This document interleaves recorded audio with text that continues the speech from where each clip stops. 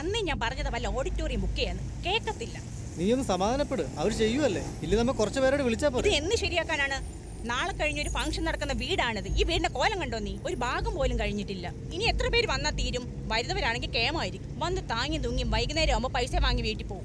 അല്ലെങ്കിൽ നിനക്ക് ആര് പറഞ്ഞാലും കേൾക്കുന്ന സ്വഭാവം ഇല്ലല്ലോ. നീ ഒന്നും മിണ്ടായി, ശരിയാക്കാൻ ഞാൻ.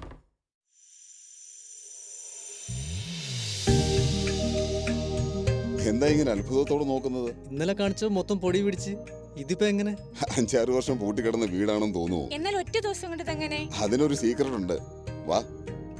ഞങ്ങൾ ഒരു ഇടം വൃത്തിയാക്കുകയല്ല, അതിൻ്റെ ആത്മാവിനെ ആദരിക്കുകയാണ്. ഓരോ വീടും ഒരു പൈതൃകമാണ്. ആ പൈതൃകത്തിൻ്റെ മാറ്റൊലി മായാതെ നിലനിർത്തേണ്ടത് ഞങ്ങളുടെ ഉത്തരവാദിത്വം കൂടിയാണ്. നിങ്ങളുടെ വീടിൻ്റെ ഓരോ കോണിലെയും ഓരോ ഓർമ്മയും ഞങ്ങൾക്ക് അമൂല്യമാണ്. ഞങ്ങൾ കടന്നു പോകുമ്പോൾ നിങ്ങളുടെ വീട് കൂടുതൽ പ്രകാശത്തോടെ, പഴയ പ്രൗഢിയോടെ തിളങ്ങും. നിങ്ങളുടെ ഓർമ്മകളെയും സ്വപ്നങ്ങളെയും സംരക്ഷിക്കുന്ന വിശ്വസ്തമായ ശുചീകരണത്തിന് ഇന്ന് തന്നെ ഞങ്ങളെ വിളിക്കൂ. പ്രൗഢി ഒട്ടും ചോരാതെ തന്നെ. ഇനിയിപ്പോ ഓഡിറ്റോറിയം ബുക്ക് ചെയ്യേണ്ട ആവശ്യമില്ലല്ലോ. ഓഡിറ്റോറിയമോ?